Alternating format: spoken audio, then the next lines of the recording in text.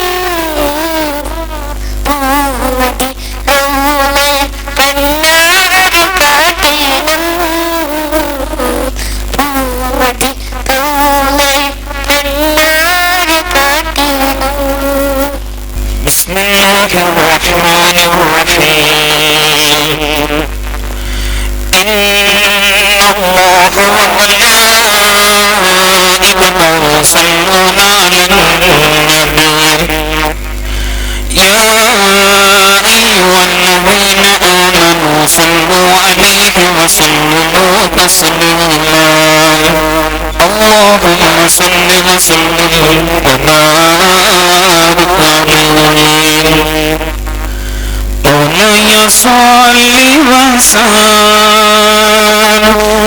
دائما أبدا على حبيبك للخلق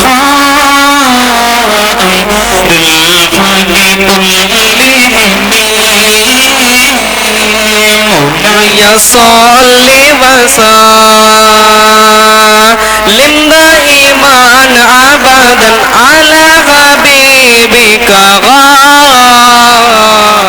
خير الخلق كلهم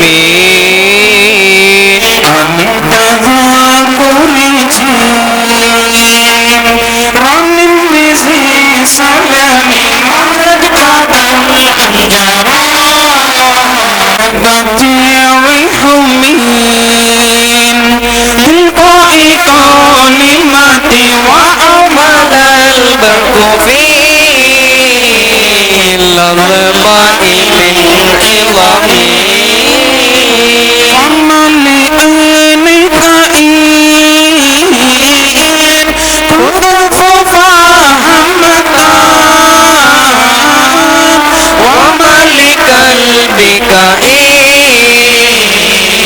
كنت تستفيق يا إمين مولاي صل وسلم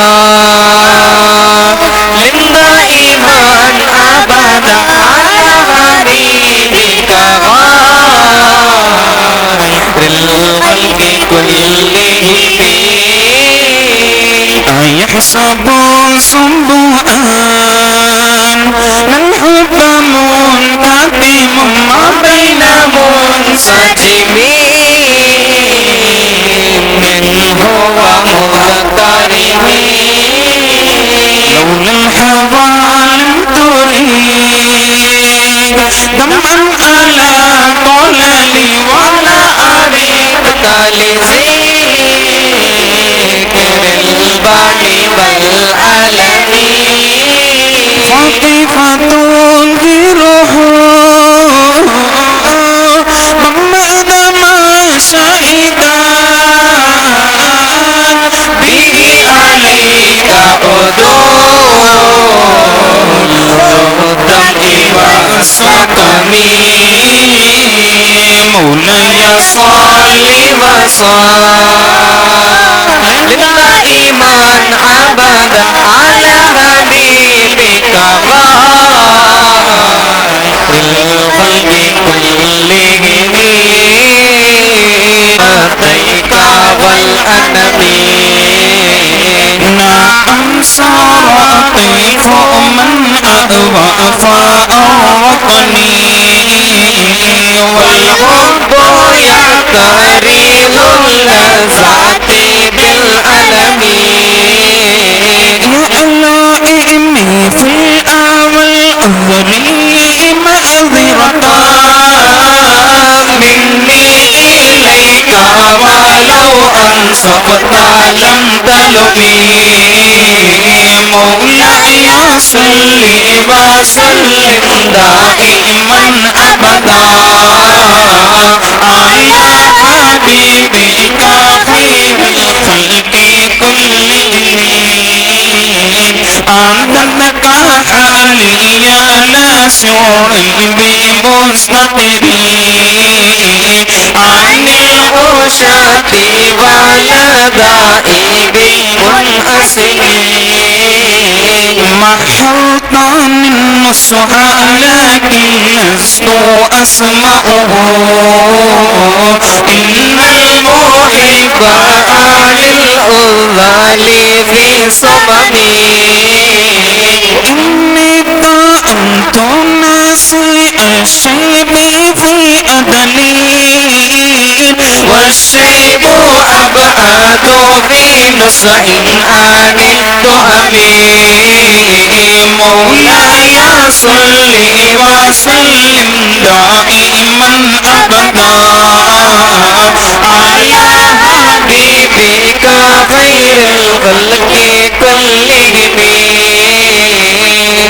مولاي صل وسلم دائما أبدا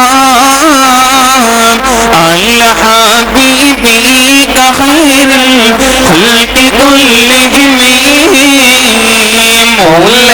صل وسلم دائما أبدا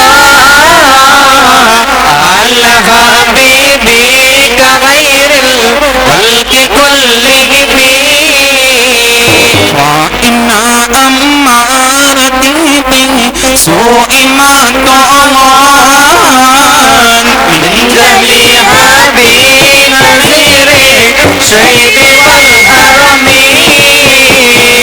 ولا آداب من الفعل للجميل كرام ليس العالم ما برأسي غير مهتشم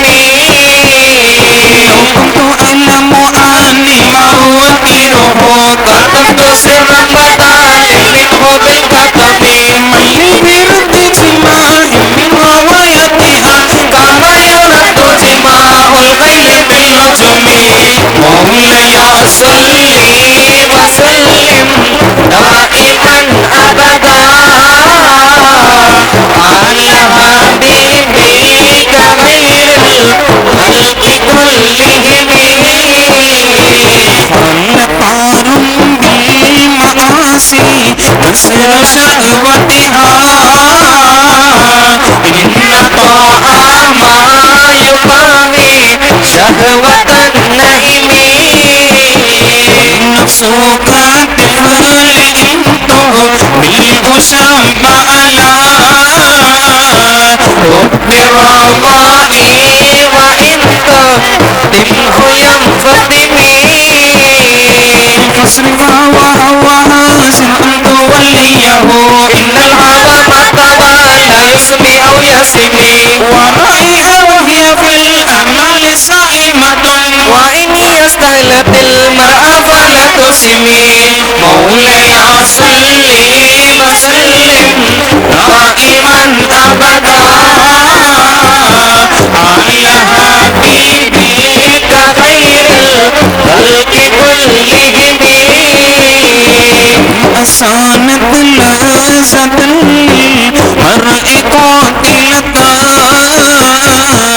حيث لم يدر أن ثم بالدسم شقى صائص من جوع ومن شبع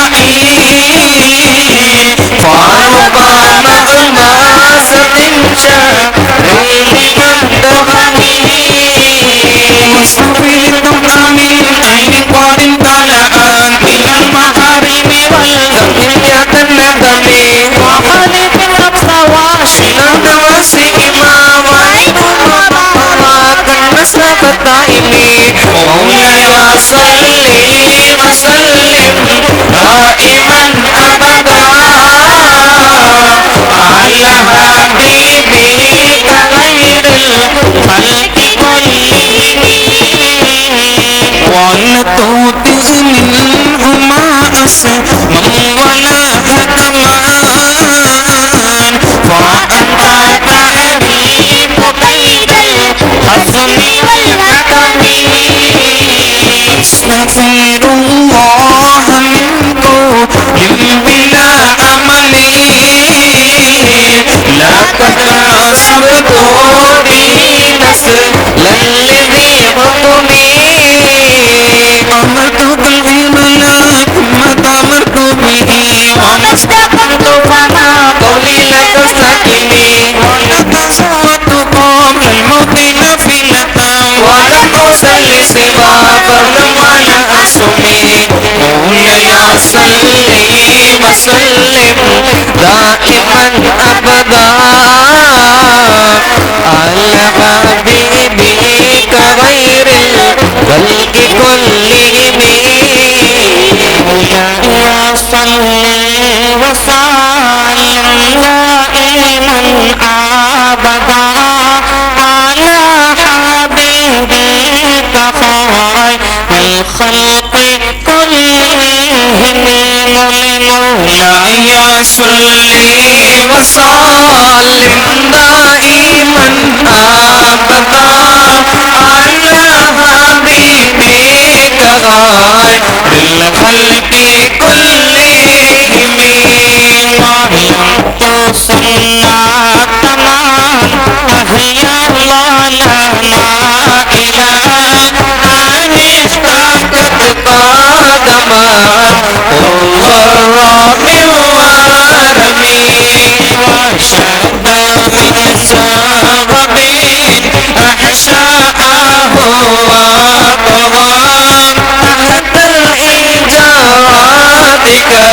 ناجعا وتراب الآخرين وراودته الجبال شروا من ذهبي عن نفسه فأرادها أيام شاممي وكادت فؤاده فيها ضروراته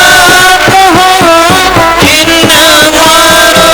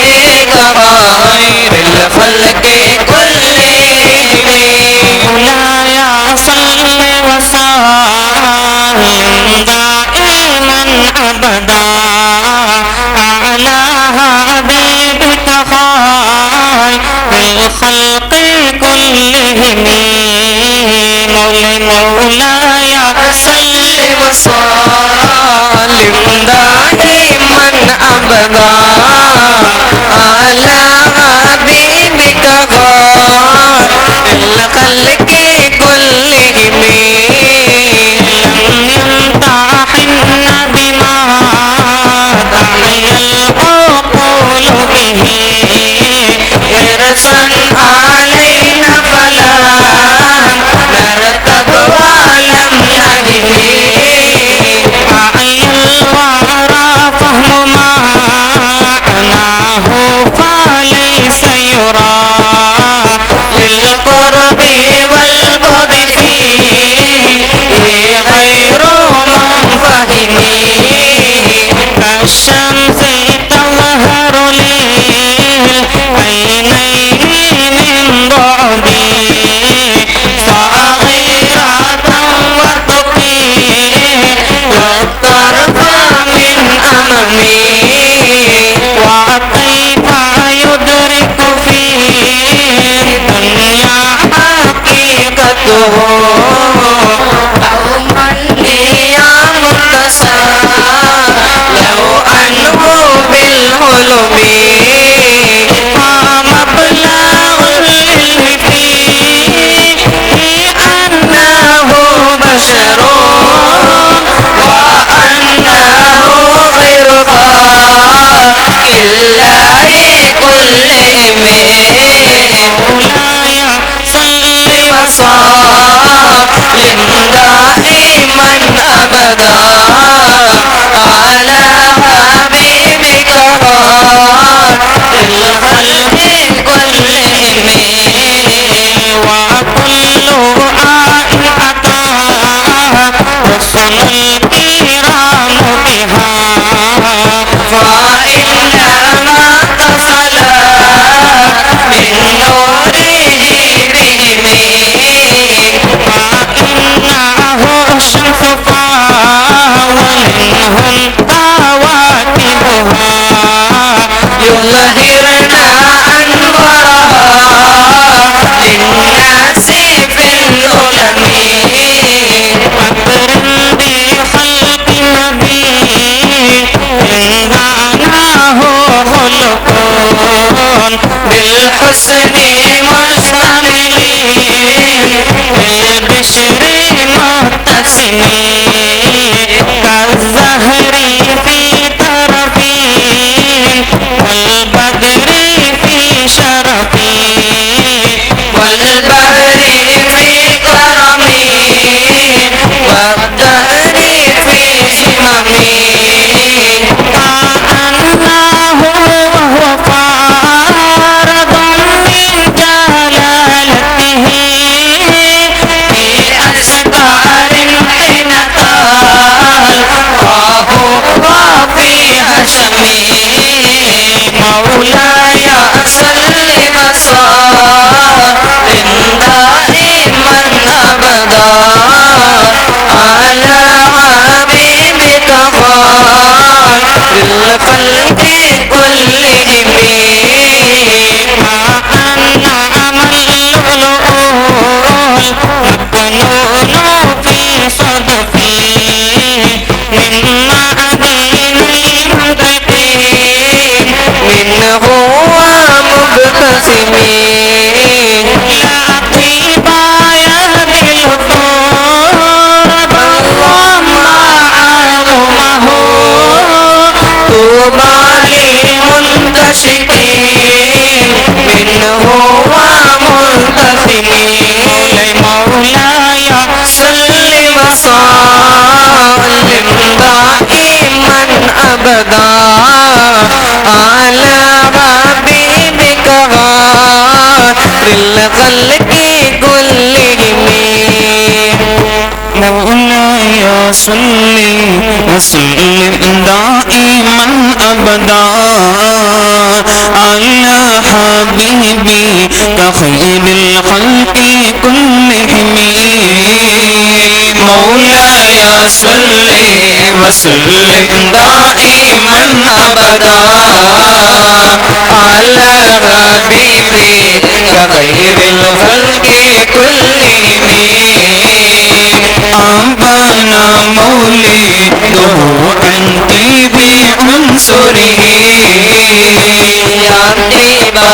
مبتدأ منه ومختتم يوم تفرس فيه الفرس أنهم قد أنذروا من حلول البؤس والنقم وبات إيمان كسرى وهو منصدقون كالشمل أسعى لكسرى غير ملتئم مولاي صلي وسلم دائما أبدا على حبيبك خير الخلق كلهم والنار حامدة الأنفاس من أسفه عليه والنهر ساهل عين من صدمه وساء سوات وألتم حيلتها وأبدى باردها بالغيل حين غمي كأن بالنار ما بالماء من بلل حسنا وبالماء ما بالنار من غرم مولاي صلي وسلم دائما أبدا على حبيبك خير الخلق كلهم والجن تأتيف والأنوار ساطئة والحق يلهر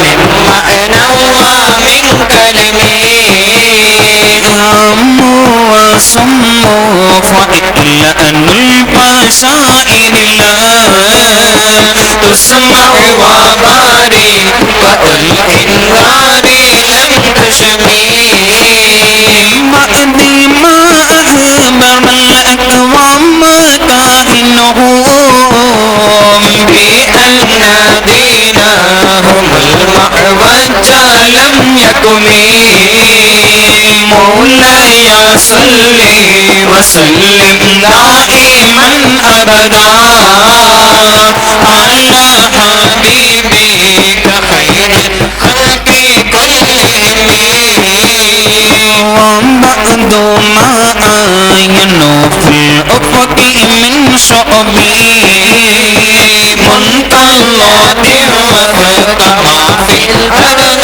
من صنمي حتى غدا عن طريق الوحي منهزمون من الشياطين يكفو إكرام الحزمين كأنهم حاربا أبطال وأبرهتين أو أسكار بالحصام راحتين رمين نبزا بهم أهل تصبيهم ببطنهما نبذ المسابيح من أحشاء ملتكمين مولاي صلي وسلم دائما أبدا على حبيبك خير الخلق كلهم مولاي صلي وسلم دائما أبدا على حبيبك خير الخلق كلهم مولاي صلي وسلم دائما أبدا على حبيبك خير الخلق كلهم جاءت لدعواته الأشجار ساجدة تمشي إليه على ساكن بلا قدم كأنما سطرت سطرا لما كتبت فروعها من بديع الغاد باللكم مثل الأمامات أن سارة سائرة تأتي بسيل الوجير أمين أقسمت بالقمر المنشق إن له من قلبي صفات مبرورة القسم وما حاب الغار من خير ومن كرم وكل طرف من الكفار عنه أمين مولاي صلي وسلم دائما أبدا على حبيبك خير الخلق كلهم وما حاب الغار من خير ومن كرم وكل طرف من الكفار عنه أمين فالصدق في الغار والصديق لم يرما وهم يقولون ما بالغار من كرمين ظن الحمام وظن الأنكبوت على خير البريات لم تسب ولم تغمي بقايات الله أغنت عن مضاعفتي من الضوء والعالم من الأطم ما سماني الدهر غيما واستأجرت به إلا وعرت جبار منه لم يغمي ما سماني الدهر غيما واستأجرت به إلا وعرت جبار منه لم يغمي ما سماني الدهر غيما واستأجرت به إلا وعرت جبارا منه لم يغمي مولاي صلي وسلم دائما أبدا على حبيبك خير الخلق كلهم والتمست بنا دارين بيده إلا استلمت لك من خير المستلمين لا تنكر الوحي من رؤياه إنا له قلبا إذا نامت العينان لم ينمي وذاك حين بلوغ من نبوته وليس ينكر فيها الملتئم تبارك الله ما وحي بمقتصدي ولا نبي على غيب بمتهم كم أبرأت واصبا بالأمس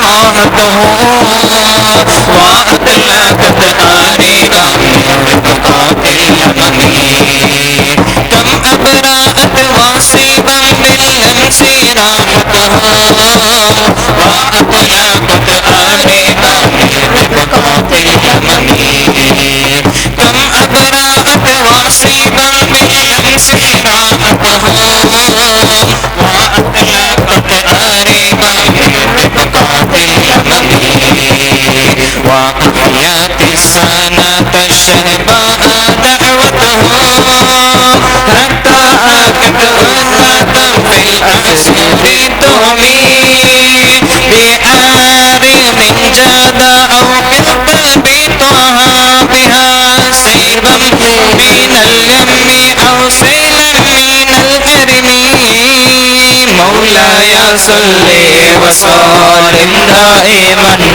أبدا على حبيبك خير الخلق كلهم بأني ومصفي آيات الله مهارات الأخرى نار الكرى ليلا على عالمه فالضرع يزداد حسنا وهو منتعلم وليس ينقص قدرا غير منتعلم فما طول أمان المالكين ما فيه من كرم الأخلاق والصيام آيات حكيم من الرحمن مؤنسة قديمة صفات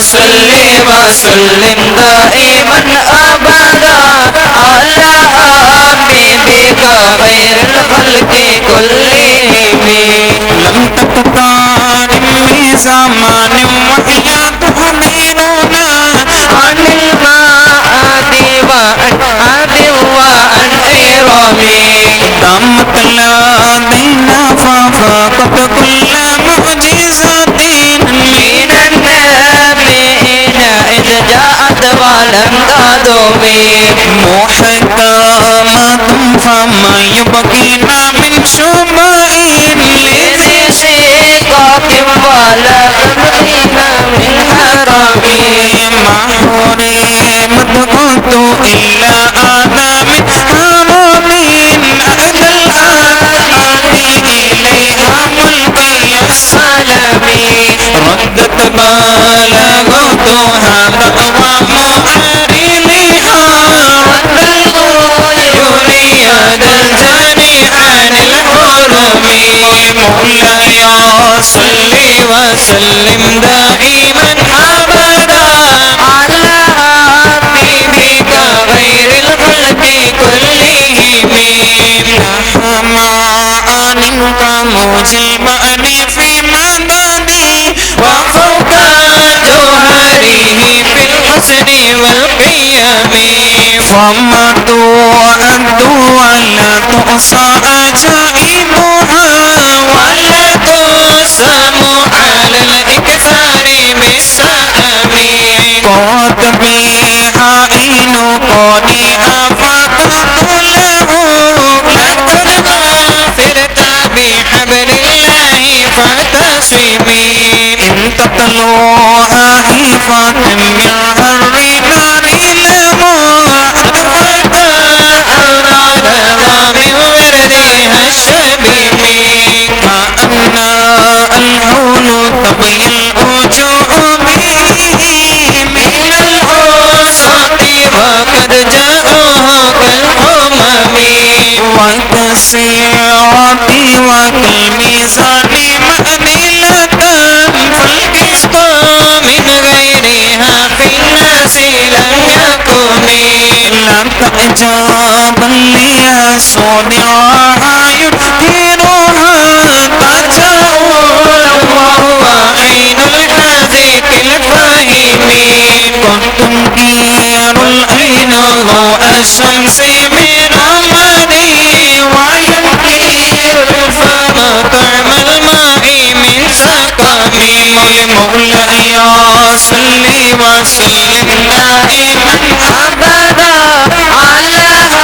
حبيبك غير الخلق كلهم مولاي صل وسلم دائما أبدا على حبيبك خير الخلق كلهم مولاي صل وسلم دائما أبدا على حبيبك خير الخلق كلهم يا خير من يمام العفو نصحته سعيا وفوق متون العينك وصومي ومن هو الآيات الكبرى لمعتبري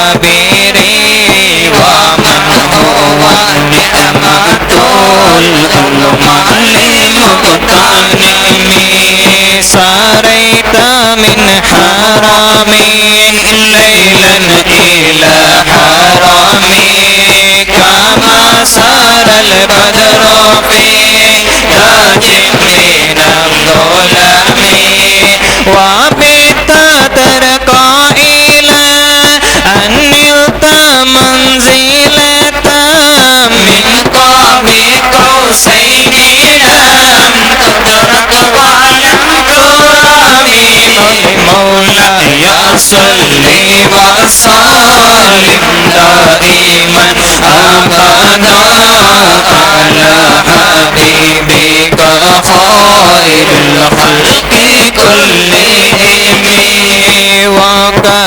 قامت كجميع الأنبياء بها والرسل تقديم مقدوم على قدمهم وأنت تخترق سبعة طباق بهم في موكب كنت فيه صاحب الأعلام حتى إذا لم تدع شأوا لمستبق من الذنوب ولا أرض لمستلم خفضت كل مقام بالإضافة إذ نريد برفع مثل المقرار العالمي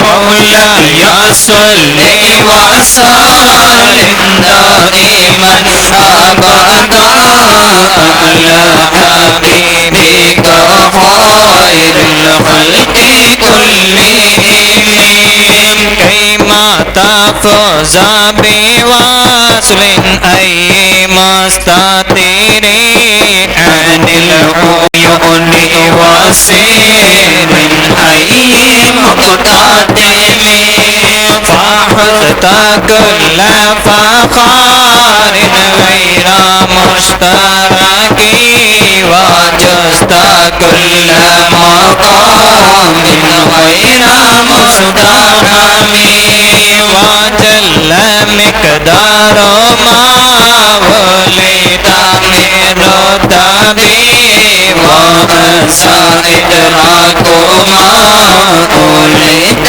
من غنم بشرى لنا معشر الإسلام إن لنا من العنايات ركنا غير منهدم بشرى لنا معشر الإسلام إن لنا من العنايات ركنا غير منهدم بشرى لنا معشر الإسلام إن لنا من العنايات ركنا غير منهدم لما دعا الله داعينا لطاعته بأكرام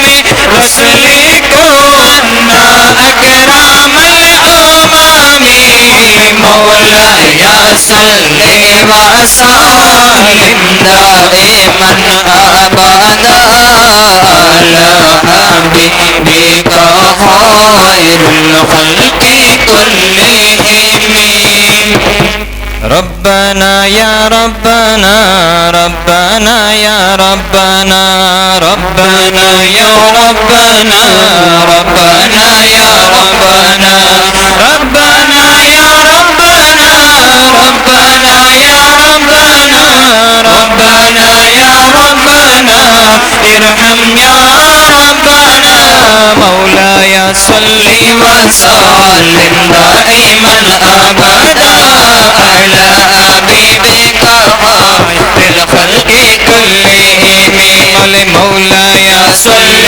وسلم دائما أبدا على حبيبك خير الخلق كلهم راحت قلوب العدا أنباء بعثته كان بآت أجفل تقبل من الغنم ما زال يلقاهم في كل معترك حتى أتوا بالقنا لمن أنا وضمي ود الفرار فادوا يقبضون به أسلا أسالت مع الإكبار والرحم يا صل وسلم دائما أبدا على حبيبك خير الخلق كلهم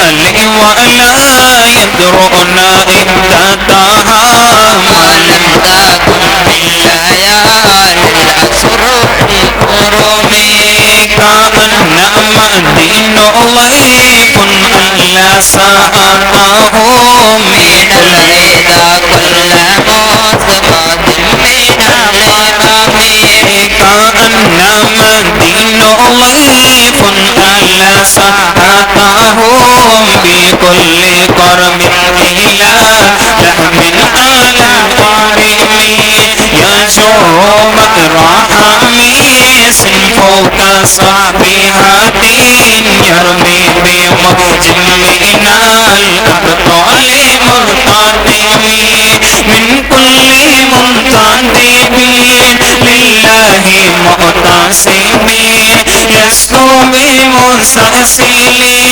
للكفر مستظلمين حتى ظلت ملة الإسلام وهي بهم من بعد قربتها موصولة الرحم مولاي صل وسلم دائما أبدا على حبيبك خير الخلق كلهم مقولة أبدا منهم بخير آبين وخير مسلم فلم تيطم ولم تائمي هم الجبال فسال عنهم مصدمهم ما سراء منهم كل مستقدم وصل هنين وصل بدر وصل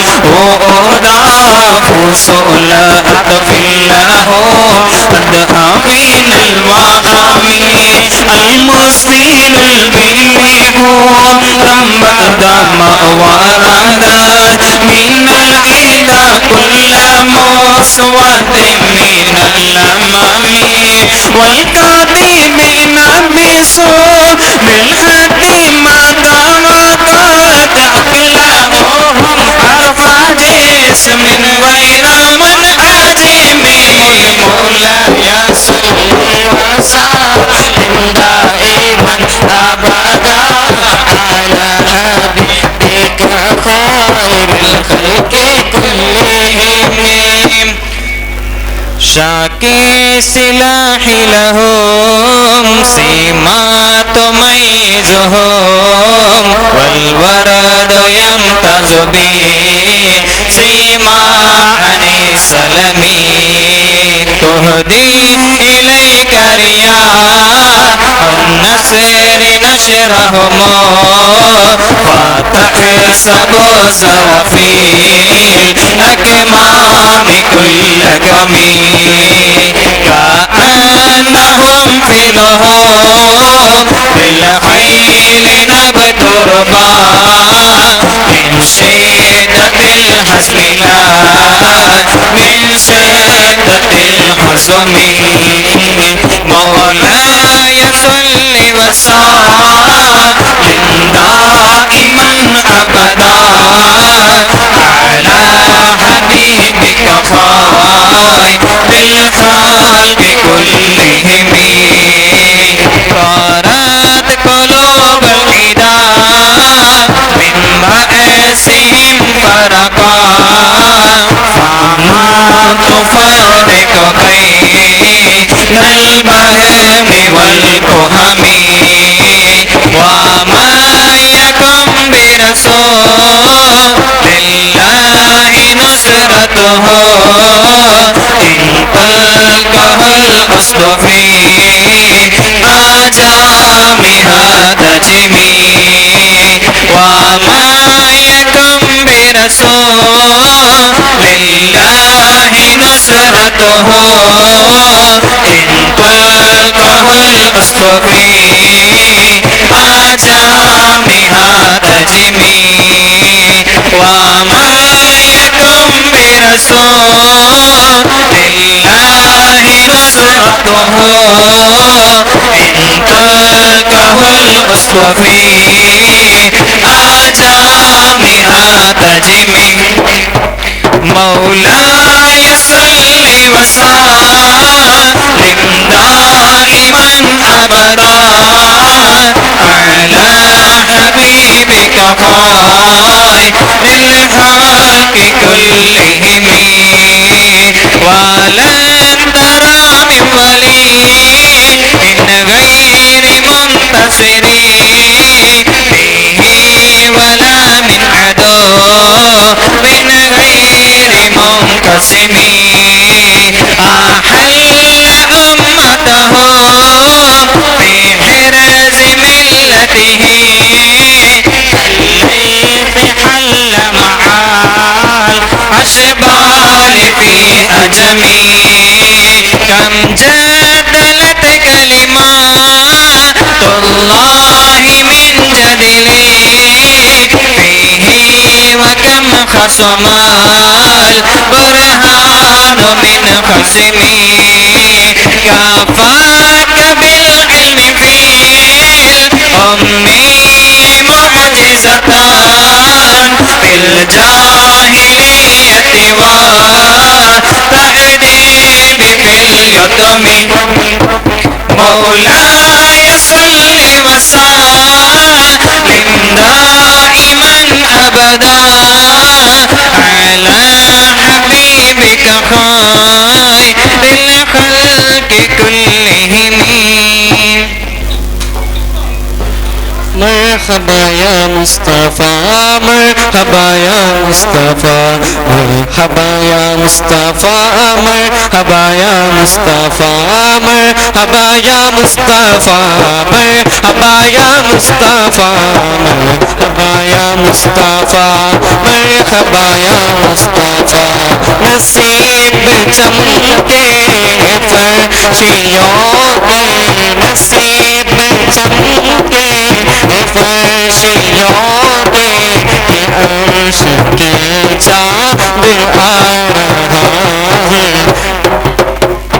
فلک سے جن کے فلک ہے روشن جلک ہے جن کے فلک ہے روشن وہ شمس تشریف لا رہے ہیں مرحبا یا مصطفیٰ مرحبا یا مصطفیٰ مرحبا یا مصطفیٰ مرحبا یا مصطفیٰ مرحبا یا مصطفیٰ مرحبا یا مصطفیٰ مرحبا یا مصطفیٰ مرحبا یا مصطفیٰ سار تیرے چہل پہ ہزاروں عید ربیع الاول ہزاروں عید ربیع الاول نثار تیرے چہل پہ ہزاروں عید ربیع الاول سوائے ابلیس کے جہاں میں سوائے ابلیس کے جہاں میں سبھی تو خوشیاں منا رہے ہیں مرحبا یا مصطفیٰ مرحبا یا مصطفیٰ مرحبا یا مصطفیٰ مرحبا یا مصطفیٰ مرحبا یا مصطفیٰ مرحبا یا مصطفیٰ مرحبا یا مصطفیٰ مرحبا یا مصطفیٰ شب ولادت میں سب مسلمان کیوں کرے جان و مال قربان نہ کیوں کرے جان و مال قربان شب ولادت میں سب مسلمان نہ کیوں کرے جان و مال قربان ابو لہب جیسے سخت کافر ابو لہب جیسے سخت کافر سبھی تو خوشیاں منا رہے ہیں مرحبا یا مصطفیٰ مرحبا یا मुस्तफा मरहबा या मुस्तफा मरहबा या मुस्तफा मरहबा या मुस्तफा मरहबा या मुस्तफा मरहबा या मुस्तफा मरहबा या मुस्तफा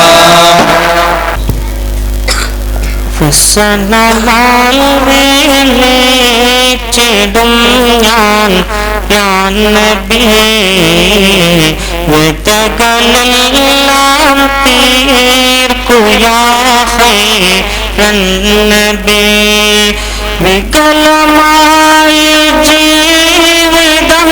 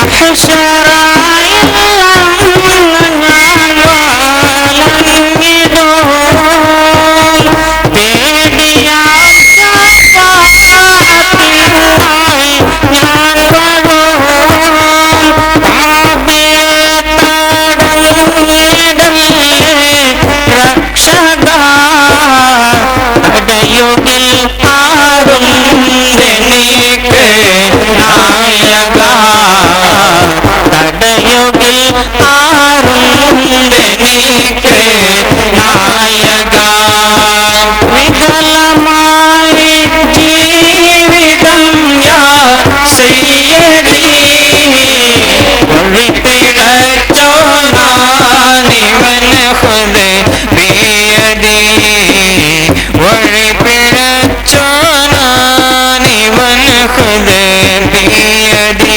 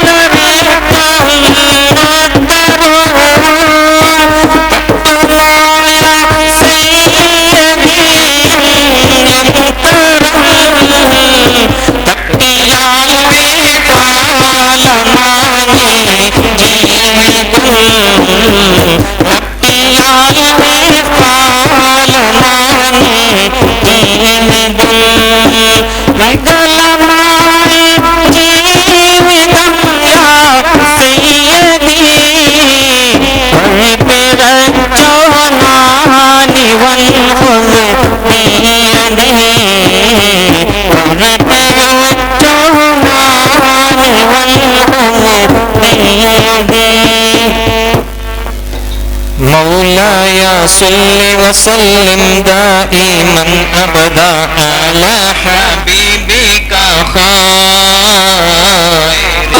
يا زلة القدم مولاي صل وسلم دائما أبدا على حبيبك خير للخلق كلهم عساه أن يحرم نادي مكارمه أو يبني الرارومين غير مدرمين مولاي صل وسلم دائما أبدا على حبيبك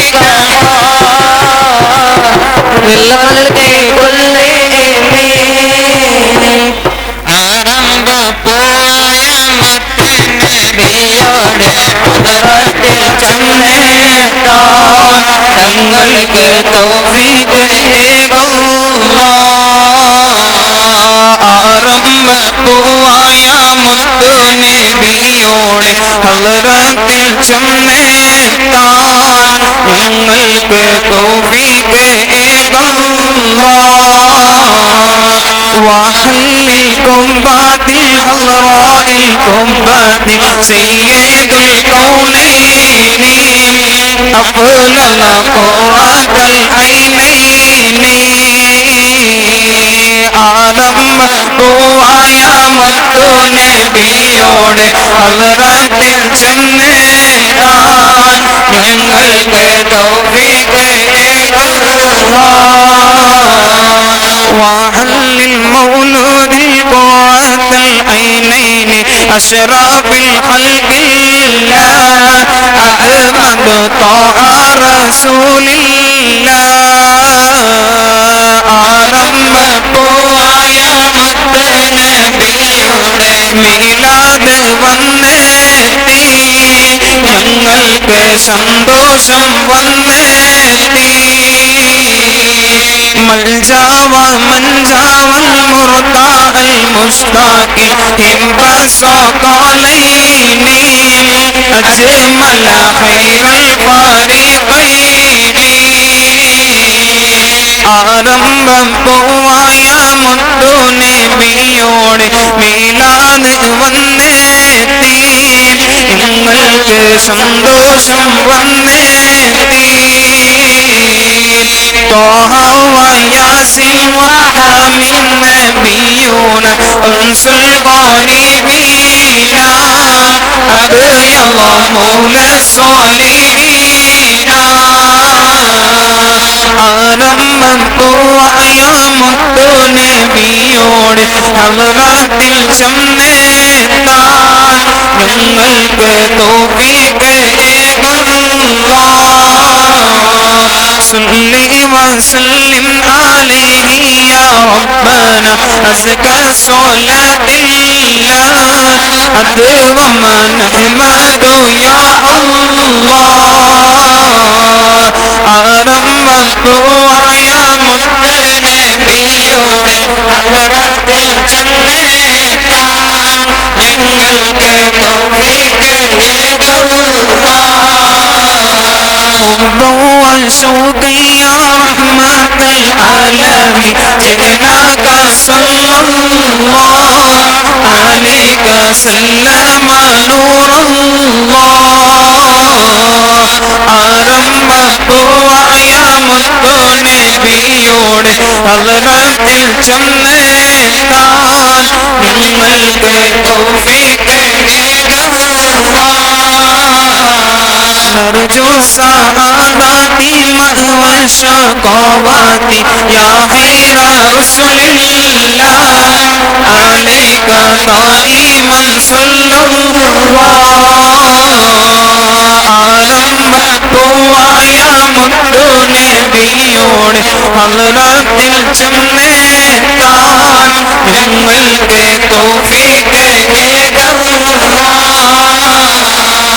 آمين يا ربنا رب العالمين زد لنا حبنا إليه يا ربنا آتينا آمين يا ربنا رب العالمين زد لنا حبنا إليه يا ربنا آتينا آمين يا ربنا رب العالمين زد لنا حبنا إليه يا ربنا آتينا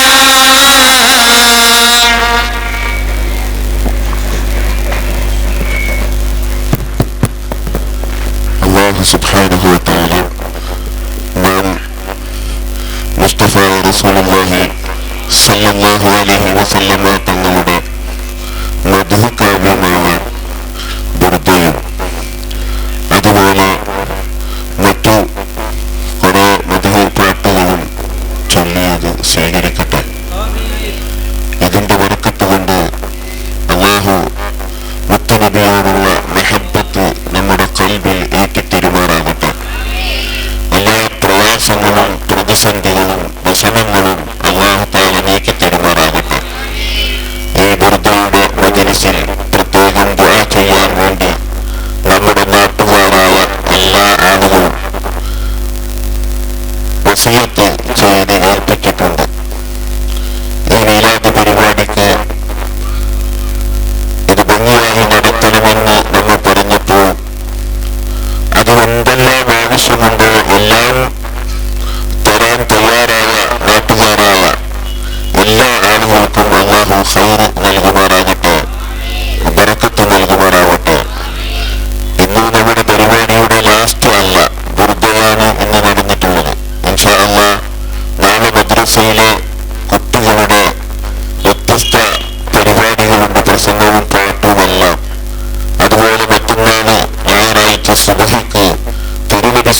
സല്ലല്ലാഹു അലൈഹി വസല്ലമ തങ്ങളുടെ ജനിച്ച ടൈം സുബ്ഹിയോട് അടുത്ത സമയം പള്ളിയിൽ പ്രത്യേകം മൗലിദുമുണ്ട്. ഇതെല്ലാം നമ്മളെല്ലാവരും കൂടി വിജയിപ്പിക്കേണ്ട കാര്യമാണ്. അതിനെല്ലാവരും സഹകരിക്കണം, എല്ലാവരും അതിൽ ചേരുകയും വേണം. അല്ലാഹു തൗഫീഖ് നൽകുമാറാകട്ടെ. റസൂലുള്ളാഹി സ്വല്ലല്ലാഹു അലൈഹി വസല്ലമ തങ്ങളുടെ സുന്നത്തുകൾ ജീവിതത്തിൽ പകർത്താൻ നമുക്ക് എങ്ങനെയൊക്കെ സാധിക്കും അതൊക്കെ ചെയ്യുക എന്നതാണ് നമ്മുടെ മഹബ്ബത്തിന്റെ വ്യക്തമായ രേഖ. നബിയോടുള്ള മഹബ്ബത്ത് നാം രേഖപ്പെടുത്തുന്നത് നബി സല്ലല്ലാഹു അലൈഹി വസല്ലമ തങ്ങളുടെ സുന്നത്തുകൾ മുറുകെ പിടിച്ചുകൊണ്ടാണ്. സുന്നത്ത് മുറുകെ പിടിക്കുക എന്ന് പറഞ്ഞാൽ സുന്നത്ത് നബി സല്ലല്ലാഹു അലൈഹി വസല്ലമ തങ്ങൾ പറഞ്ഞ കാര്യങ്ങൾ, തങ്ങൾ പ്രവർത്തിച്ചു നമുക്ക് ചെയ്യാൻ വേണ്ടി കാണിച്ചു തന്ന കാര്യങ്ങൾ, നബി സല്ലല്ലാഹു അലൈഹി വസല്ലമ തങ്ങളുടെ സദസ്സിൽ വെച്ച് ആരെങ്കിലും ഒരാൾ ഒരു കാര്യം ചെയ്ത് അതിനെ നബി അംഗീകരിച്ചാൽ ആ കാര്യങ്ങൾ ഇതെല്ലാം നബിയുടെ സുന്നത്താണ്. ഈ സുന്നത്ത് നമ്മുടെ ജീവിതത്തിൽ പകർത്തുക എന്നതാണ് മഹബ്ബത്തിന്റെ പ്രധാനപ്പെട്ട ഭാഗം. അല്ലാഹുവിനെ മഹബ്ബത്ത് വെക്കുന്നവർ മുത്തുനബിയെ മഹബ്ബത്ത് വെക്കണം. ഖുർആൻ ആ കാര്യം പറഞ്ഞിട്ടുണ്ട്.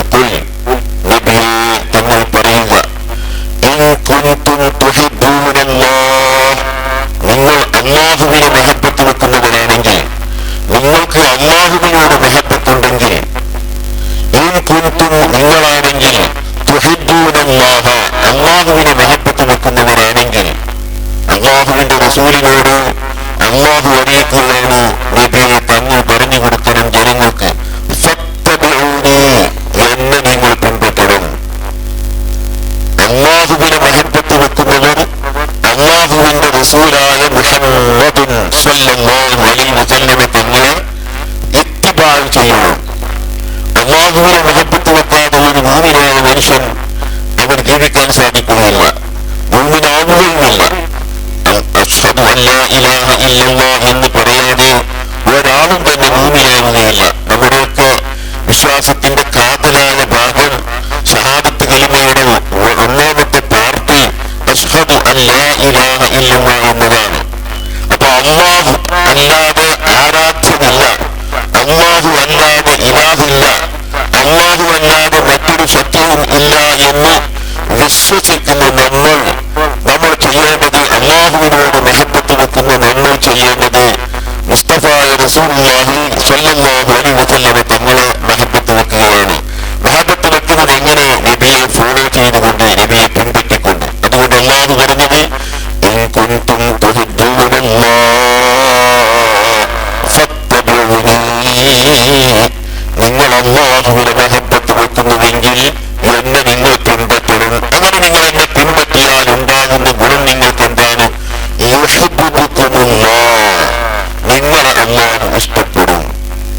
അല്ലാഹു നമ്മളെ ഇഷ്ടപ്പെടണമെങ്കിൽ അല്ലാഹുവിന്റെ റസൂലായ മുഹമ്മദ് മുസ്തഫ സ്വല്ലല്ലാഹു അലൈഹി വസല്ലമ തങ്ങളെ നമ്മൾ ഇത്തിബാ ചെയ്യണം.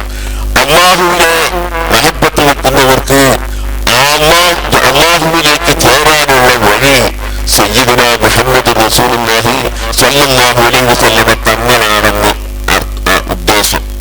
അതുകൊണ്ടാണ് അശ്ഹദു അൻ ലാ ഇലാഹ ഇല്ലല്ലാഹ്, അല്ലാഹു അല്ലാതെ ഇലാഹില്ല എന്ന് ഞാൻ ഉറപ്പിക്കുന്നു.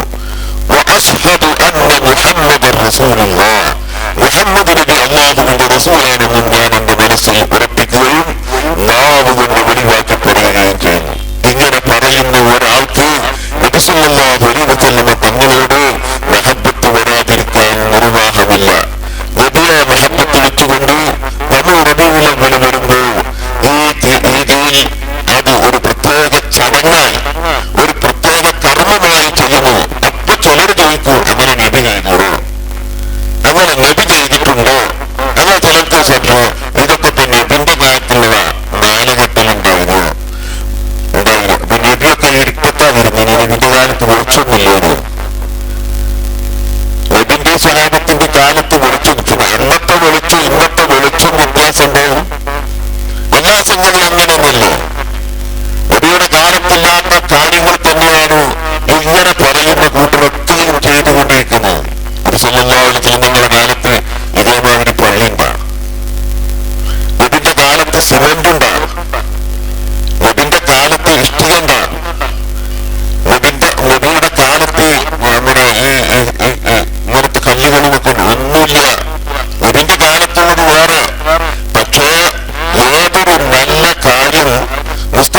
റസൂലുള്ളാഹി സ്വല്ലല്ലാഹു അലൈഹി വസല്ലം തങ്ങൾ ചെയ്യാനും പ്രവർത്തിക്കാനും നമ്മളോട് കൽപ്പിച്ചിട്ടുണ്ട്.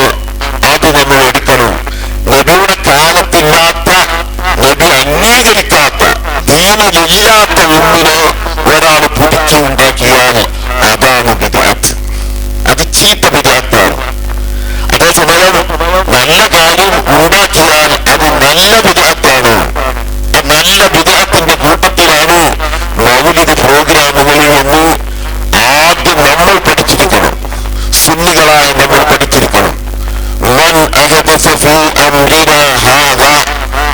നമ്മുടെ ഈ ദീന വിഷയത്തിൽ ആരെങ്കിലും ഒരാൾ ഒരു പുതിയ കാര്യം ചെയ്താൽ, ഉണ്ടാക്കിയാൽ,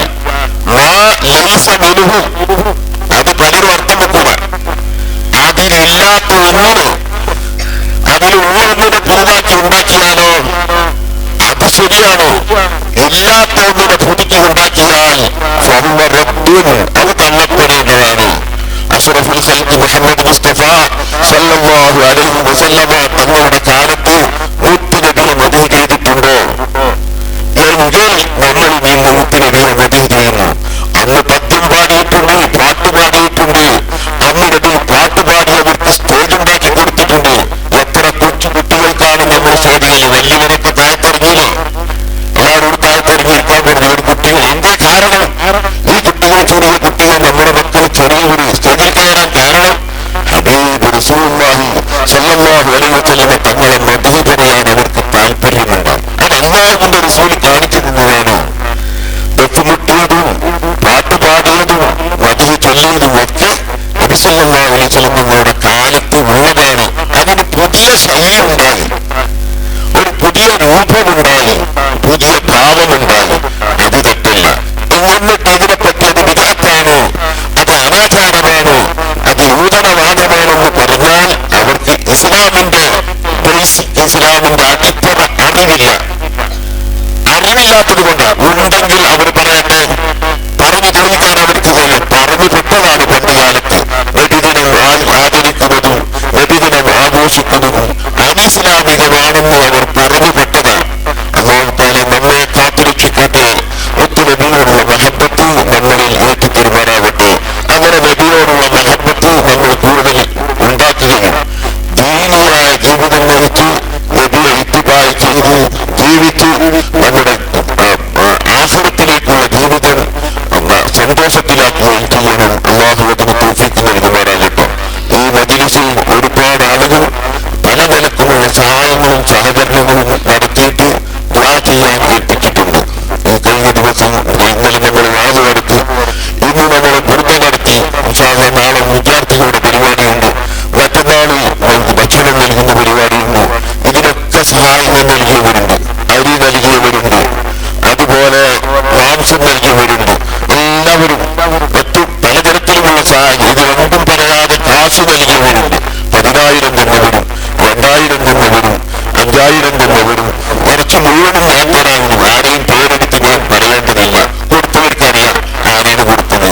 അല്ലാഹു വഴി ചിലർക്ക് ഇതിന്റെ പേര് വരുന്ന വലിയ സന്തോഷമാണ്. പണ്ട് നമ്മൾ അങ്ങനെ പറയില്ലല്ലോ, നമ്മൾ പിരിവുണ്ടാക്കലില്ല. പിരിവുണ്ടാക്കുന്നു നമ്മളൊക്കെ പ്രത്യേകമായി മനസ്സിലാക്കണം. എല്ലാ പരിപാടിയും പിരിവിന് വേണ്ടിയാണ്. സദസ്സിൽ വെച്ച് പിരിവെടുത്തെങ്കിലും ശരിയാവുന്നു എന്ന് ആരും വിചാരിക്കരുത്. അങ്ങനെ അല്ലാതെ കിട്ടുന്നുണ്ടല്ലോ. പിന്നീട് നമ്മൾ അങ്ങനെ കളക്ഷന്റെ പരിപാടിയല്ല. ആ കാശ് വേണ്ടാന്നല്ല. നമ്മുടെ പള്ളിയിൽ നമ്മളിവിടെ തുടങ്ങിയത് മുതൽ നാരിയത്ത് സ്വലാത്ത് നടത്തുന്നുണ്ട്. എല്ലാ മാസവും ഒരു പ്രാവശ്യം അവസാനത്തിൽ, അതിന്റെ അവസാനത്തെ വീക്കിൽ 3 നാരിയത്ത് സ്വലാത്ത് ചൊല്ലി ദുആ ചെയ്യാറുണ്ട്. ഇൻഷാ അല്ലാഹ് റബീഉൽ അവ്വലിൽ നമ്മൾ അതിന്റെ ലാസ്റ്റ് ആ സ്വലാത്തിന്റെ മജ്‌ലിസ് വളരെ ഭംഗിയായ രൂപത്തിൽ നടത്തുന്നുണ്ട്. അല്ലാഹു തൗഫീഖ് ചെയ്യട്ടെ. അവിടെയും നമ്മൾ കാശുണ്ടാക്കാനല്ല വിചാരിക്കുന്നത്. കമ്മിറ്റിക്കാർക്ക് അങ്ങനെ കൈപ്പറിക്കുന്നു. ദിവസം പിരിവുണ്ടാക്കുന്നു. അതിന് അതിനുവേണ്ടിയുള്ളതല്ല, കാശ് വേണ്ടാനല്ല.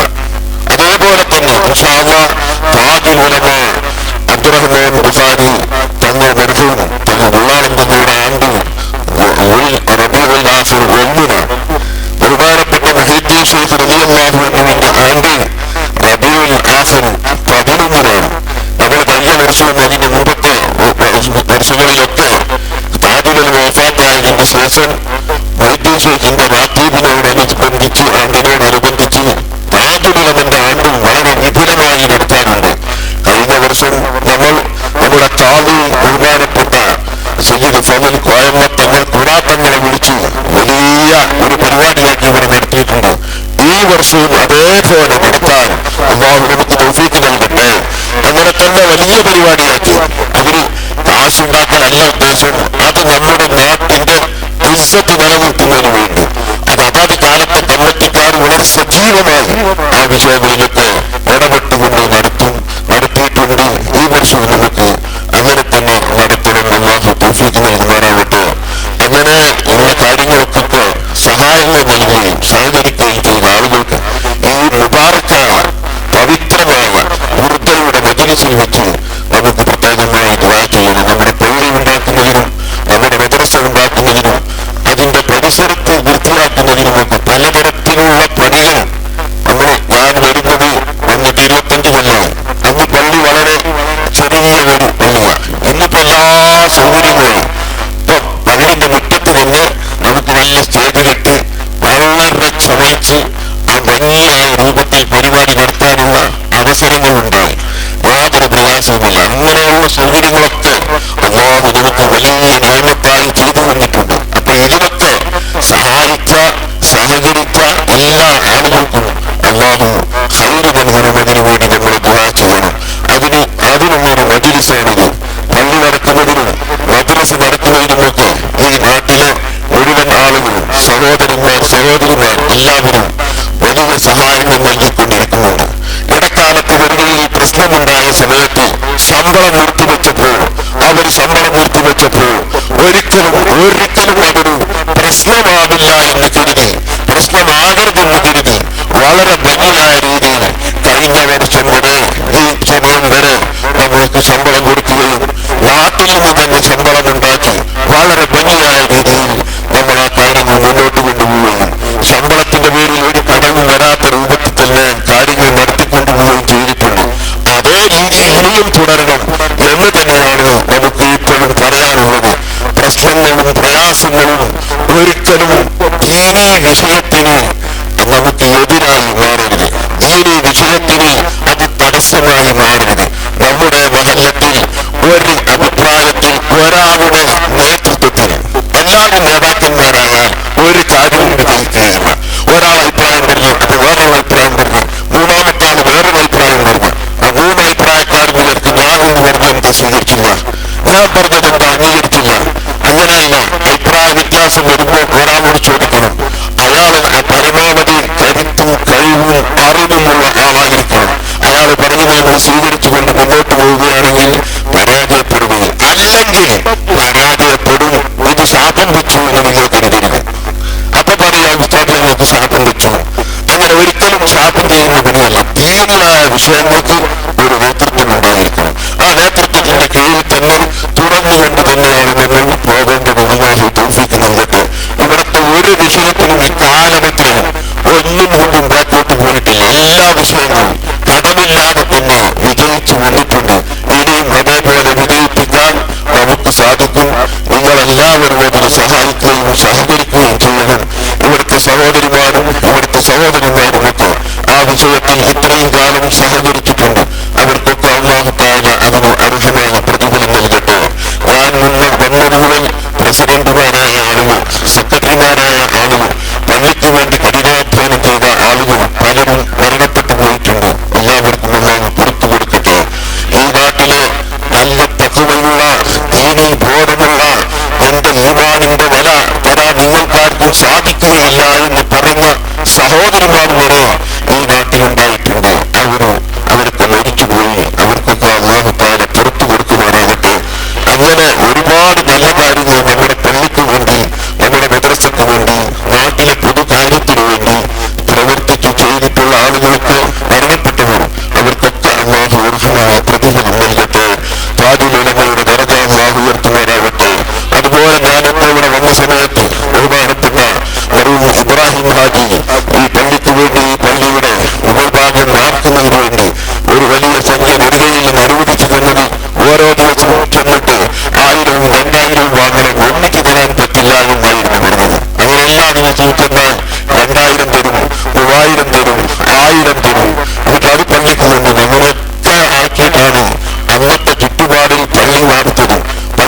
കാര്യങ്ങൾ നമുക്കുണ്ടായിരുന്നു. ഇതുപോലെയുള്ള നല്ല കാര്യങ്ങളെല്ലാം ചെയ്തു. അതെല്ലാം അല്ലാഹു സ്വീകരിക്കട്ടെ. അതിലൊക്കെ അവർക്ക് അർഹമായ പ്രതിഫലം നൽകുവാനാകട്ടെ. ഇന്നത്തെ ഈ സദസ്സിൽ ചീർന്നു നൽകിയവരുണ്ട്. നമ്മുടെ ദർസിൽ പഠിച്ചിരുന്ന ഒരു വിദ്യാർത്ഥി, ആ വിദ്യാർത്ഥി മരണപ്പെട്ടതിന് കൊണ്ട് ആ വിദ്യാർത്ഥിക്ക് വേണ്ടി വാചിക്കണമെന്ന് പറഞ്ഞു. ഇബ്രാഹിം എന്ന് പറയുന്ന കുട്ടി മധുരപലഹാരം കൊണ്ടുവന്നിട്ടുണ്ട്. ഈത്തപ്പഴം നൽകിയവരും അതുപോലെ പലരും നൽകിയവരും വേണം കുടിക്കാൻ. അടുത്ത ദിവസം മരണപ്പെട്ട ഒരാളുടെ പേരിൽ വെള്ളം നൽകിയിട്ടുണ്ട്. ഇവിടെ അവർക്കൊക്കെ അല്ലാഹു മരിച്ചവർക്കൊക്കെ അല്ലാഹു പുറത്തു കൊടുക്കട്ടെ. അതിന്റെ പ്രതിഫലം അല്ലാഹു നൽകുവാനാകട്ടെ. നമ്മൾ ചെയ്യുന്ന നല്ല കാര്യങ്ങളുടെയൊക്കെ പ്രതിഫലം നമ്മുടെ കുടുംബത്തിൽ നിന്നും കൂട്ടുകാരിൽ നിന്നും ഉസ്താദുമാരിൽ നിന്നും സ്വാഹിമാരിൽ നിന്നും നമ്മോട് ബന്ധപ്പെട്ടവരിൽ നിന്നും മരിച്ചുപോയ എല്ലാവരുടെയും ഖബറിലേക്ക് അല്ലാഹു എത്തിക്കുവാനാകട്ടെ. രോഗങ്ങളെ കൊണ്ട് വിഷമിക്കുന്നവർ, കടങ്ങളെ കൊണ്ട് ബുദ്ധിമുട്ടുന്നവർ, മറ്റു പലതരത്തിലുള്ള പ്രയാസങ്ങൾ അനുഭവിച്ചു കൊണ്ടിരിക്കുന്നവർ, രോഗങ്ങളെ കൊണ്ട് പ്രത്യേകിച്ച് രോഗങ്ങളെ കൊണ്ട് ബുദ്ധിമുട്ടുന്നവർ, ഡയാലിസിസ് ചെയ്തുകൊണ്ടിരിക്കുന്ന ആളുകൾക്ക് നമ്മുടെ നാട്ടിലും നമ്മുടെ കൂട്ടത്തിലുമൊക്കെ എല്ലാവർക്കും അല്ലാഹു പരിപൂർണമായ ശുഭ നൽകട്ടെ. ആജിലായ ശുഭ നൽകുവാനാകട്ടെ. ആജിലായ ശുഭ നൽകുവാനാകട്ടെ. ഇന്നത്തെ ബുർദയുടെ മജ്‌ലിസിൽ ഭക്ഷണം നൽകുന്നതിന് വേണ്ടി ഒരുപാട് സഹായിച്ചവർ, ഇതിനു വേണ്ടി പ്രവർത്തിച്ച ഈ നാട്ടിലെ നല്ലവരായ ചെറുപ്പക്കാർ, എന്തുകൊണ്ടും വളരെ അൽഹംദുലില്ലാഹ് SSFന്റെയും അതുപോലെ SBHന്റെയും അതുപോലെയുള്ള ഈ നാട്ടിലെ നല്ലവരായ ചെറുപ്പക്കാർ, അവർക്ക് നല്ല രീതിയിൽ ഇതിനു വേണ്ടി സഹായിക്കുകയും സഹകരിക്കുകയും ചെയ്യുന്നവരാണ്. ഇനിയും സഹായിക്കുകയും സഹകരിക്കുകയും ചെയ്യണം. എല്ലാവർക്കും അല്ലാഹു അർഹമായ പ്രതിഫലം നൽകട്ടെ. അവരുടെയൊക്കെ നല്ല ഉദ്ദേശങ്ങൾ അല്ലാഹു പൂർത്തിയാക്കട്ടെ. ജോലിയില്ലാത്തവർക്ക് അല്ലാഹു ജോലി നൽകട്ടെ. വീടില്ലാത്തവർക്ക് അല്ലാഹു വീട് നൽകട്ടെ. കുടുംബങ്ങളിൽ സന്തോഷവും സമാധാനവും അല്ലാഹു നൽകുമാറാകട്ടെ. പെണ്ണുങ്ങളെ കെട്ടിക്കാനായി പ്രയാസപ്പെടുന്ന സഹോദരന്മാർ ദുആ കൊണ്ട് ഏൽപ്പിച്ചവർ, അവർക്ക് അല്ലാഹു തആല മക്കൾക്ക് യോജിച്ച ഇണകളെ നൽകുമാറാകട്ടെ. മരിച്ചവർക്ക് വേണ്ടി ദുആ ചെയ്യാൻ ഏൽപ്പിച്ചിട്ടുള്ളവരുണ്ട്. ഇൻഷാ അല്ലാഹ് ബുർദയുടെ മുനാജാത്ത് ബൈത്ത് നമ്മൾ ദുആ ചെയ്യുന്നതോടുകൂടി ചെറിയൊരു ദുആ നടത്തി അവസാനം മുനാജാത്ത് ബൈത്ത് ചൊല്ലി സ്വലാത്ത് ചൊല്ലി കീരിനെ വാങ്ങിക്കൊണ്ട് നമുക്ക് തരികയാണ്.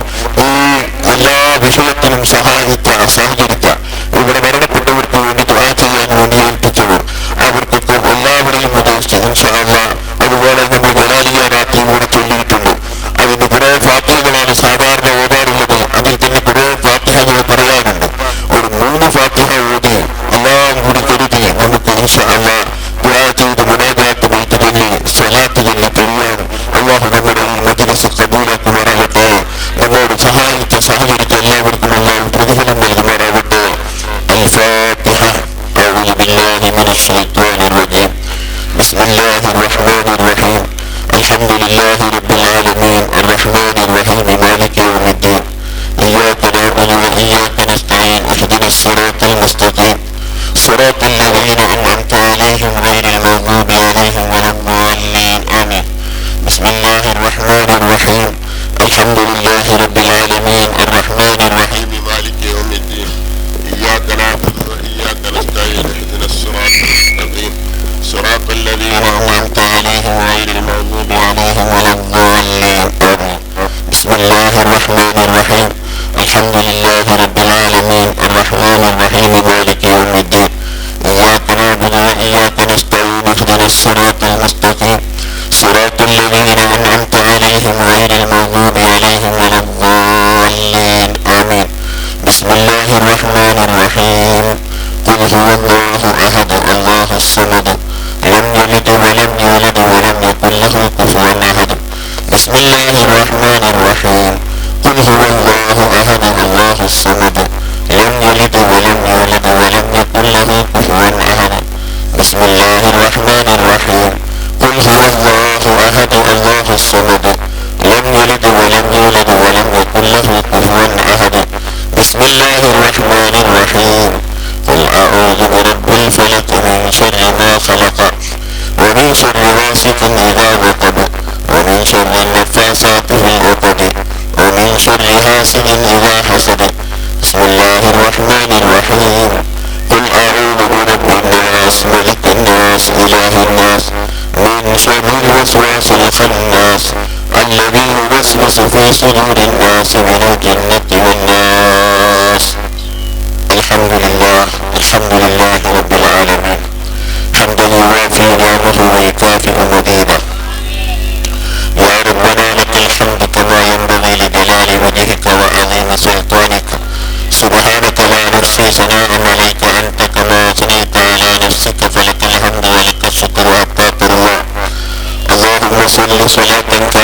وسلم سلاما تاما على سيدنا محمد الذي تنحل به العقد وتنفرج به الكرب وتقضى به الحوائج وتنال به الرغائب وحسن الخواتم ويستسقى الغمام بوجهه الكريم وعلى آله وصحبه في كل لوحة ونفس بعدد كل معلوم لك. أرحم الرحمن يا رب سيدا يا الملك الجبار يا الله. ഞങ്ങൾ ഈ മജ്‌ലിസിൽ ഇത്രയും സമയം ഇരുന്ന് മുത്തുനബി സല്ലല്ലാഹു അലൈഹി വസല്ലമ തങ്ങളുടെ മേൽ മദ്ഹ് ചൊല്ലിയത് നീ കബൂൽ ചെയ്യണേ അല്ലാഹ്. ഖുർആൻ ഓതിയത്, ദിക്ർ ചൊല്ലിയത് എല്ലാം നീ സ്വീകരിക്കണേ റഹ്മാനേ. നീ സ്വീകരിക്കണേ റഹ്മാനേ. നീ സ്വീകരിക്കണേ റഹ്മാനേ. ഇതിന്റെ സവാബിന് ഹബീബ് റസൂലുള്ളാഹി സല്ലല്ലാഹു അലൈഹി വസല്ലമ തങ്ങളുടെ ഹദറത്തിലേക്ക് എത്തിക്കണേ അല്ലാഹ്. മറ്റെല്ലാ അമ്പിയാക്കളും ശുഹദാക്കളും സ്വാലിഹീങ്ങളും സിദ്ദീഖുകളും എല്ലാവരുടെയും ഹദറത്തിലേക്ക് എത്തിക്കണേ അല്ലാഹ്. പ്രത്യേകിച്ച് സയ്യിദ് മുഹമ്മദ് ശരീഫുൽ മദനി ഖദ്ദസല്ലാഹു സിർറഹു നബിയുടെ ഹദറത്തിലേക്ക് എത്തിക്കണേ അല്ലാഹ്. താജുൽ ഉലമയുടെ ഹദറത്തിലേക്ക് എത്തിക്കണേ അല്ലാഹ്. മറ്റുള്ളവരുടെ മശായിഖുമാർ ഉസ്താദുമാരെല്ലാവരുടെയും ഹദറത്തിലേക്ക് എത്തിക്കണേ അല്ലാഹ്. ഞങ്ങളുടെ കുടുംബങ്ങളിലും ഞങ്ങളുടെ കൂട്ടുകാരിലും ഞങ്ങളുടെ നാട്ടുകാരിലും മരിച്ചുപോയ എല്ലാവരുടെയും ഹദറത്തിലേക്ക് എത്തിക്കണേ അല്ലാഹ്. ഈ മജ്‌ലിസിൽ മരണപ്പെട്ടവർക്ക് വേണ്ടി ദുആ ചെയ്യാൻ ഉദ്ദേശിച്ച സദഖകളും സംഭാവനകളും നൽകി ഏൽപ്പിച്ചവരുണ്ട്. അവരുടെ എല്ലാവരുടെയും ബന്ധുക്കളുടെ ഹദറത്തിലേക്ക് നീ എത്തിക്കണേ റഹ്മാനേ. ഇതിന്റെ സവാബ് അവരുടെ ഖബറിലേക്ക് നീ എത്തിക്കണേ റഹ്മാനേ. എല്ലാവരുടെയും ഖബർ ജീവിതം സന്തോഷത്തിലാക്കണേ അല്ലാഹ്. ഉസ്താദുമാരെ, മശായിഖുമാരെ, ഇൽമു പറയാനും പഠിക്കാനും ഭക്ഷണം, വസ്ത്രം, മറ്റു സൗകര്യങ്ങളെല്ലാം ഒരുക്കി തന്നെ സഹായിച്ചവരിൽ മരിച്ചുപോയവർ എല്ലാവരുടെയും ഖബറുകളിലേക്ക് നീ എത്തിക്കണേ അല്ലാഹ്. ഞങ്ങളുടെ പള്ളി, ഞങ്ങളുടെ മദ്രസ, ഞങ്ങളുടെ ദീനീ സ്ഥാപനങ്ങൾ, ദീനീ സംരംഭങ്ങൾക്കൊക്കെ സഹായങ്ങൾ നൽകിയവരുടെ കൂട്ടത്തിൽ മരിച്ചുപോയവരുടെ ഹദറത്തിലേക്ക് എത്തിക്കണേ അല്ലാഹ്. അർഹമുർറാഹിമായ റബ്ബേ, അവരെല്ലാവരും ഒന്നിച്ച് ഹബീബായ റസൂലുള്ളാഹി സ്വല്ലല്ലാഹു അലൈഹി വസല്ലമ തങ്ങളുടെ ഹദറത്തിൽ സ്വർഗ്ഗത്തിൽ ഒരുമിച്ച് കൂടാൻ നീ തൗഫീഖ് നൽകണേ അല്ലാഹ്. ഈ മജ്‌ലിസിന്റെ ബറക്കത്ത് കൊണ്ട് ആഫാത്ത്, മുസീബത്ത്, ശർറുകൾ, ഫിത്നകൾ, കേസുകൾ, കടങ്ങൾ, കുടുക്കുകൾ ഇതിൽ നിന്നെല്ലാം നീ ഞങ്ങൾക്ക് സംരക്ഷണം നൽകണേ അല്ലാഹ്. എല്ലാ രോഗങ്ങളും നീ ശിഫയാക്കി തരണേ അല്ലാഹ്. എല്ലാ രോഗങ്ങളും നീ ശിഫയാക്കി തരണേ അല്ലാഹ്. എല്ലാ രോഗങ്ങളും നീ ശിഫയാക്കണേ അല്ലാഹ്. എല്ലാ വിഷമങ്ങളും നീ നീക്കി തരണേ അല്ലാഹ്. വീടില്ലാത്തവർക്ക് വീട് നൽകണേ അല്ലാഹ്. ജോലിയില്ലാത്തവർക്ക് ജോലി നൽകണേ അല്ലാഹ്. പ്രയാസങ്ങൾ അനുഭവിക്കുന്നവരുടെ പ്രയാസങ്ങളെ നീക്കിക്കൊടുക്കണേ അല്ലാഹ്. സാഹിര്യങ്ങളുടെ സുഹൃത്തിൽ നിന്നും അസൂയകൾക്കൂടെ അസൂയയിൽ നിന്നും ഞങ്ങളെ എല്ലാവരെയും നീ കാത്ത് സലാമത്താക്കണേ അല്ലാഹ്. ഐക്യത്തോടുകൂടി പ്രവർത്തിക്കാൻ ഇവിടുത്തെ അഹ്ലുസുന്നത്ത് വൽ ജമാഅത്തിന്റെ പ്രവർത്തകന്മാർക്ക് നീ തൗഫീഖ് നൽകണേ അല്ലാഹ്. പള്ളി, മദ്രസ കാര്യങ്ങൾ നടത്തുന്നതിന് സംഘടന നൽകുന്നതിനൊക്കെ കാര്യമായ സഹായങ്ങൾ നൽകുന്നവർ, ഇവിടുത്തെ മേൽത്തട്ടിൽ നിന്ന് പള്ളിക്ക് വേണ്ടി സഹായങ്ങൾ നൽകിക്കൊണ്ടിരിക്കുന്നവർ, ഇവിടുത്തെ കറണ്ട് ബിൽ അടിച്ചുകൊണ്ടിരിക്കുന്നവർ, അതുപോലെയുള്ള കാര്യങ്ങൾക്കൊക്കെ വേണ്ടി സഹായങ്ങൾ നൽകിക്കൊണ്ടിരിക്കുന്നവരും എല്ലാവർക്കും നീ സഹായം നൽകണേ റഹ്മാനേ. നീ സഹായം നൽകണേ അല്ലാഹ്. എല്ലാവരുടെയും ബിസിനസ്സുകളിലും ജോലികളിലും ബറക്കത്ത് നൽകണേ അല്ലാഹ്. ഞങ്ങളുടെ ജോലികളിലും ഞങ്ങളുടെ ബിസിനസ്സുകളിലും നീ ബറക്കത്ത് നൽകണേ അല്ലാഹ്. പുന്നാര നബി മുഹമ്മദ് മുസ്തഫ സല്ലല്ലാഹു അലൈഹി വസല്ലമ തങ്ങളുടെ റൗളയിലെത്താൻ തൗഫീഖ് നൽകണേ അല്ലാഹ്. ഹജ്ജ്, ഉംറ സിയാറത്തിന് നീ തൗഫീഖ് നൽകണേ അല്ലാഹ്. അല്ലാഹുവേ, ഞങ്ങളോട് ദുആ കൊണ്ട് ഏൽപ്പിച്ച എല്ലാവരുടെയും നല്ല ഉദ്ദേശങ്ങളൊക്കെ നീ പൂർത്തിയാക്കണേ അല്ലാഹ്. ഈ മജ്‌ലിസ് ഞങ്ങളിൽ നിന്ന് നീ കബൂൽ ചെയ്യണേ അല്ലാഹ്. ഈ മജ്‌ലിസിന് വേണ്ടി തടി കൊണ്ടും സമ്പത്ത് കൊണ്ടും മറ്റേതെല്ലാം നിലക്കും സഹായിച്ചവരുണ്ടോ എല്ലാവർക്കും നീ ഖൈർ നൽകണേ അല്ലാഹ്. اللهم أعز الإسلام والمسلمين وأذل الشرك والمشركين. اللهم سلم المسلمين في أنحاء العالم من العلل والآفات والآهات والبليات، وادفع عنا وعن جميع المسلمين الغلاء والبلاء والوباء والفحشاء والمنكر والفحط والسيوف المختلفة والأمراض المختلفة ما ظهر منها وما بطن من بلدنا خاصة ومن بلدان المسلمين عامة. ربنا ظلمنا أنفسنا وإن لم تغفر لنا وترحمنا لنكونن من الخاسرين. اللهم توفنا مسلمين وألحقنا بالصالحين. آمين برحمتك يا خلق ما لمن ألوذ به سواك إلا أولو للحديث الأمين ولياليك رسول الله جاء كبير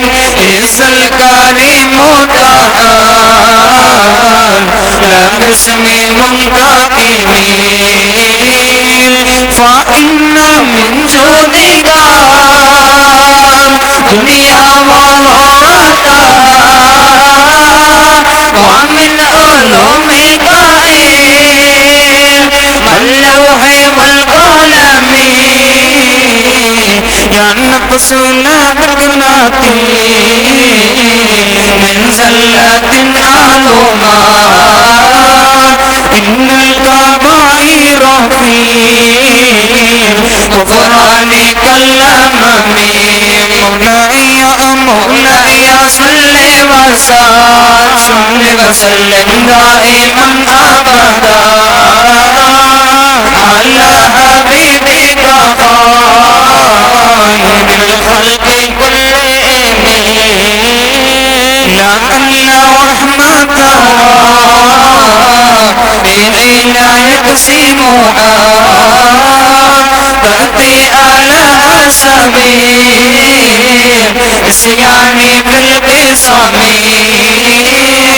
يا ربي واجعل رجائي غير منافسي لديك واجعل حسابي غير منفردي وانظر بعبدك في دارين إلا له صبرا ما تقدره الأحوال ينازلين مولاي صل وسلم دائما أبدا على حبيبك خير الخلق كلهم وأذل صحبي صلاة منك دائمتين على النبي بمنهل ومساجمين والآل وسهب ثم التابعين لهم أهل التقوى والنقى والعلم والكرم مارناك هذا بعد البانير هو صباح وأطراف الإسعاد العيس بالنغم مولاي صل وسلم دائما أبدا على حبيبك خير الخلق كلهم الرضا عن أبي بكر وعن عمر وعن علي وعن عثمان ذي الكرم سعد سعيد زبير كل آمين وأبي عبيدة وابن عوف الأشير الكرم يا ربي بالمصطفى بلغ مقاصدنا واغفر لنا مضى يا واسع الكرم يا ربي بالمصطفى بلغ مقاصدنا واغفر لنا مضى يا واسع الكرم يا ربي بالمصطفى بلغ مقاصدنا واغفر لنا مضى يا واسع الكرم مولاي صل وسلم دائما أبدا على حبيبك خير الخلق كلهم واغفر إلهي لكل المسلمين بما يتلون بالمسجد الأقصى وبالحرم بجاه من بيتها في طيبة الحرم واسمه قسما وهذه بردات المختار قد قدمت والحمد لله في مدح وفي خطام أبياتها قد أتت 60 مائيات فرج بها كربانا يا واسع الكرم فرج بها كربانا يا واسع الكرم فرج بها كربانا يا واسع الكرم مولاي صل وسلم دائما ابدا على حبيبك خير الخلق كلهم. صلى الله على محمد صلى الله عليه وسلم صلى الله على محمد صلى الله عليه وسلم. اللهم صل على محمد يا رب صل عليه وسلم.